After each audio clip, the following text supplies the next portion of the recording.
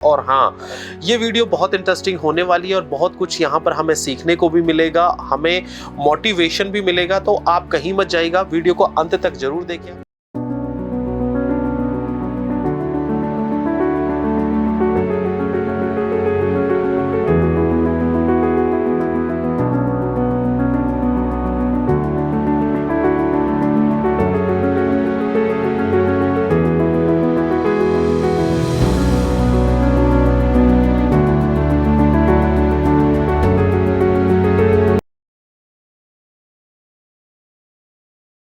Hello friends, क्या आपको पता है इंडियन रियल एस्टेट का किंग किसे कहा जाता है? आज मुंबई की स्काईलाइन को देखकर हर एक इंसान बोलता है कि इतना बड़ा ट्रांसफॉर्मेशन कैसे हुआ। ये कोई सपना नहीं बल्कि एक इंसान की मेहनत और उसके विजन का नतीजा था। निरंजन हीरानंदानी। आगे चलकर ये नाम इंडियन रियल एस्टेट का बहुत बड़ा गेम चेंजर बना। कैसे इन्होंने अपनी फैमिली के एक छोटे से बिजनेस से इंडियन लग्जरी रियल एस्टेट का इतना बड़ा एम्पायर खड़ा कर दिया। तो आइए इस वीडियो के अंदर आज हम लोग जानेंगे निरंजन हीरानंदानी की सक्सेस स्टोरी। 1950 मुंबई के अंदर एक लड़का बड़ा हो रहा था। इनका जन्म एक वेल एजुकेटेड बनिया फैमिली के अंदर हुआ। इनके फादर का नाम डॉक्टर एल.एच. हीरानंदानी था, जो उस टाइम पे मुंबई के बहुत बड़े जाने माने ईएनटी सर्जन हुआ करते थे। निरंजन हीरानंदानी अपने फादर की तरह डॉक्टर या इंजीनियर नहीं बनना चाहते थे। उनके दिमाग में कुछ और ही चल रहा था। उनके सपने और उनका विजन कुछ और ही था। उनके फादर की अगर हम लोग बात करें तो जो रेपुटेशन थी वो बहुत अच्छी थी और बहुत बड़े बिजनेसमैन उनके पेशेंट हुआ करते थे। जर्नी आगे चली रही थी। देन इन्होंने एडमिशन लिया सीए के अंदर और इन्होंने अपना सीए कंप्लीट किया। के फादर के कुछ बहुत बड़े बिजनेसमैन पेशेंट हुआ करते थे जिनको देखकर ये काफी इन्फ्लुएंस थे, जिसमें से टाटाज, बिरलाज, महिंद्राज, इवन मुफत लाल इनके फादर के पेशेंट थे। ये उनकी लाइफस्टाइल को देखकर बहुत ज्यादा इन्फ्लुएंस थे। Big home, big car, big lifestyle. इनके दिमाग में भी कुछ ऐसा ही चल रहा था कि ये जॉब से पॉसिबल नहीं है, अगर कुछ करना है लाइफ में तो कुछ बड़ा ही करना है। लेकिन पैरेलली इनकी जो एजुकेशन चल रही थी वो सीए की चल रही थी। इन्होंने अपना सीए कंप्लीट किया। अब यहाँ से इनके करियर की शुरुआत होती है and then he started his first job as a teacher in a CA institute. But over the some time of period, he started his textile company in Charkop, Kandivali, Mumbai. But he was badly failed in this business. Why he started textile business? Because he said कि he was articled in 2 years in Gwalior Rayon Century Mill. So he has a experience and he thought कि why not start a textile company? But unfortunately he was badly failed in this business. इनके दिमाग में एक idea आता है क्यों ना real estate का बिजनेस स्टार्ट किया जाए। 1980 के अंदर अगर हम लोग देखें तो उस टाइम पे मुंबई के अंदर भी बहुत ज़्यादा रियल एस्टेट इंफ्रास्ट्रक्चर इतना डेवलप नहीं था। इन्होंने इस विजन के साथ में अब रियल एस्टेट के अंदर करी एंट्री। इन्होंने सोचा क्यों ना मुंबई के अंदर एक ऐसी टाउनशिप बनाई जाए जो कि ना सिर्फ लोगों को एक घर दे बल्कि एक लग्जरी लाइफस्टाइल और कंफर्ट भी दे। बस इसी विजन के साथ में इन्होंने अपने भाई सुरेंद्र हीरानंदानी के साथ में हार्डली 10 लाख रुपीस से रियल एस्टेट बिजनेस को स्टार्ट किया। ये बात मैं अपनी तरफ से नहीं कह रहा हूँ। निरंजन हीरानंदानी जी ने बहुत सारे यूट्यूबर्स के साथ में अपने पॉडकास्ट करे हैं। उन्होंने अपने पॉडकास्ट में इवन यहाँ तक भी कहा है कि हर एक इंसान को अपनी लाइफ में घर जरूर लेना चाहिए। उनका ये भी मानना है कि आज आप चाहे किसी भी बिजनेस के अंदर हैं, हर बिजनेस के अंदर उतार चढ़ाव आते हैं, बट एक रियल एस्टेट ऐसा बिजनेस है जिसके अंदर डिमांड हमेशा बनी रहेगी। क्योंकि उनका ऐसा मानना है कि हमारे इंडिया के अंदर हर एक इंसान की कोई सोशल सिक्योरिटी नहीं है, क्योंकि 3 बेसिक नीड है, रोटी, कपड़ा और मकान। इस पर बहुत सारी मूवियाँ भी बनी हैं, बट अगर देखा जाए तो ये एक बेसिक नीड है इंसान की। उसे खाना चाहिए, उसे कपड़ा चाहिए और एक सर के ऊपर छत चाहिए।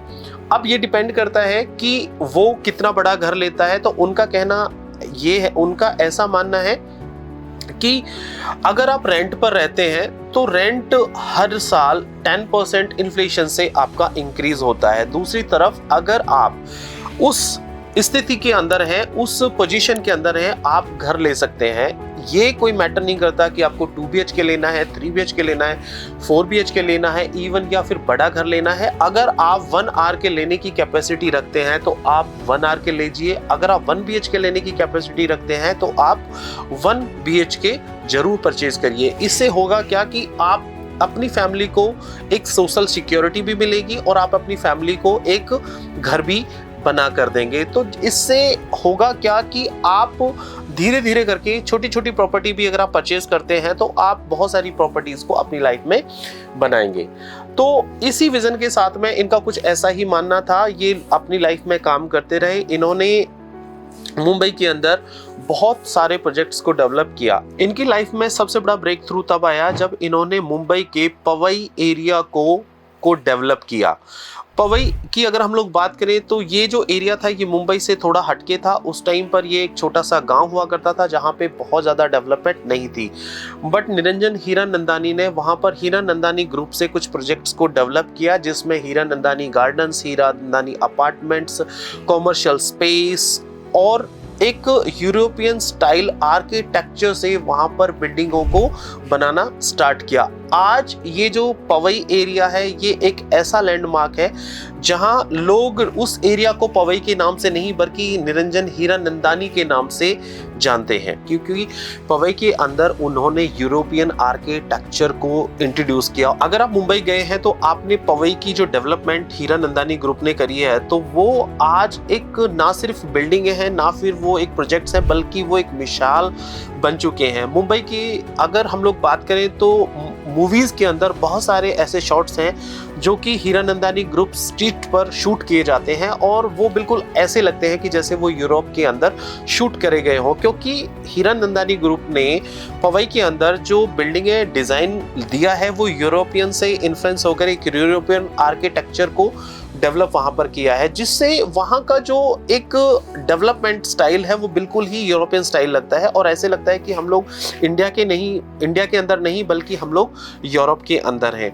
जो लोग मुंबई के अंदर रहते हैं उनको पता है कि आज मुंबई के अंदर हीरानंदानी ग्रुप की लाइफस्टाइल लग्जरी सेगमेंट की क्या डिमांड है और किस लाइफस्टाइल को उन्होंने वहां अपने प्रोजेक्ट्स के अंदर दिया है लोगों के लिए। तो आज रियल एस्टेट के अंदर हीरानंदानी ग्रुप सिर्फ एक नाम ही नहीं है, एक बहुत बड़ा बेंचमार्क बन चुका है। निरंजन हीरानंदानी अपनी लाइफ में धीरे धीरे काम करते चले गए और एक सक्सेस के बाद में उनकी लाइफ में दूसरी सक्सेस आती गई, फिर तीसरी सक्सेस आती गई और ऐसे धीरे धीरे करके उन्होंने अपने बिजनेस को एक्सपेंशन बढ़ाना स्टार्ट कर दिया। अब ये जो ग्रुप था ये मुंबई में ही नहीं रुकने वाला था। हीरानंदानी ग्रुप अब मुंबई से बाहर निकल के उन्होंने अपने प्रोजेक्ट्स को बेंगलोर के अंदर डेवलप किया, पुणे के अंदर डेवलप किया, चेन्नई के अंदर डेवलप किया और अब देश से बाहर निकल के उन्होंने अपने प्रोजेक्ट्स को डेवलप करना स्टार्ट किया दुबई के अंदर। आप लोग हम जानते ही हैं, हम लोगों को पता है कि दुबई के लाइफस्टाइल, दुबई का आर्किटेक्चर, दुबई की बिल्डिंगों का जो आर्किटेक्चर है वो कितना अपीलिंग है। निरंजन हीरानंदानी को इंडिया का Steve jobs of real estate कहा जाता है। ये नाम इनको ऐसे ही नहीं मिला बल्कि इनकी मेहनत, हार्डवर्क और सक्सेस के बाद में इनको ये नाम मिला है। इनका सपना सिर्फ बिल्डिंगें ही बनाना नहीं था बल्कि इनका फोकस था हाई एंड लग्जरी लाइफस्टाइल को डेवलप करना, नए इनोवेशंस को अपने प्रोजेक्ट में लेकर के आना, नई टेक्नोलॉजीज को अपने प्रोजेक्ट के अंदर लेकर के आना। और इन्होंने फर्स्ट टाइम इंडिया के अंदर high and architecture, private township और सस्टेनेबल हाउसिंग को इंट्रोड्यूस किया। आज हीरानंदानी ग्रुप अपने नए प्रोजेक्ट्स को लेकर के आ रहा है जिसमें data science, eco friendly homes, luxury township. अगर हम लोग बात करें तो ये जितने भी प्रोजेक्ट्स हैं ये इनके बहुत ही प्रीमियम प्रोजेक्ट्स हैं जो हीरानंदानी ग्रुप आज डेवलप कर रहा है। हीरानंदानी ग्रुप के आज जितने भी प्रोजेक्ट हैं वो सिर्फ प्रोजेक्ट ही नहीं है बल्कि एक लैंडमार्क है। आज इस प्रोजेक्ट्स को सिर्फ नाम से नहीं जाना जाता है बल्कि आज ये एक स्टेटस बन चुका है।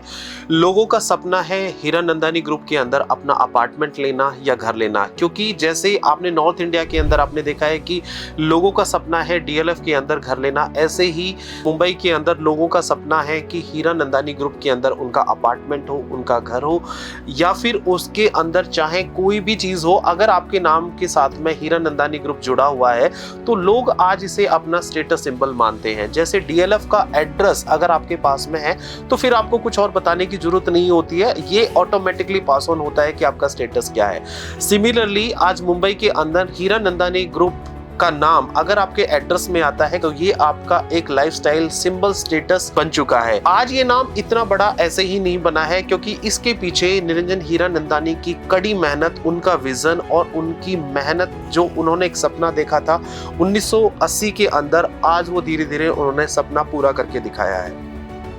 अगर आज हम लोग उनकी पूरी जर्नी को देखें तो पूरी जर्नी के अंदर सिर्फ एक ही चीज समझ में आती है कि उनका सिर्फ एक ही सपना था कि इंडियन रियल एस्टेट के अंदर लग्जरी हाई एंड आर्किटेक्चर को कैसे डेवलप किया जाए, लोगों को एक नया लाइफस्टाइल कैसे प्रोवाइड कराया जाए, लोगों को नई लाइफस्टाइल कंफर्ट हाउस कैसे दिया जाए जो कि इको फ्रेंडली हो, प्राइवेट टाउनशिप हो। ऐसे बहुत सारे प्रोजेक्ट उन्होंने ना सिर्फ डेवलप करे हैं बल्कि उनको बहुत सारे अवार्ड्स भी मिले हैं उनकी इस मेहनत के लिए। आज इंडियन रियल एस्टेट के अंदर निरंजन हीरानंदानी का जो नाम है बहुत ही रिस्पेक्ट और बहुत ही आदर मान सम्मान के साथ में लिया जाता है, क्योंकि उन्होंने सिर्फ सपने को नहीं देखा बल्कि उस सपने को पूरा भी किया। सो फ्रेंड्स, अगर आप मेरे चैनल पर नए आए हैं, अभी तक आपने मेरा चैनल सब्सक्राइब नहीं किया है तो आप मेरे चैनल को सब्सक्राइब जरूर करें, लाइक करें और बेल आइकन को दबाना बिल्कुल भी ना भूलें।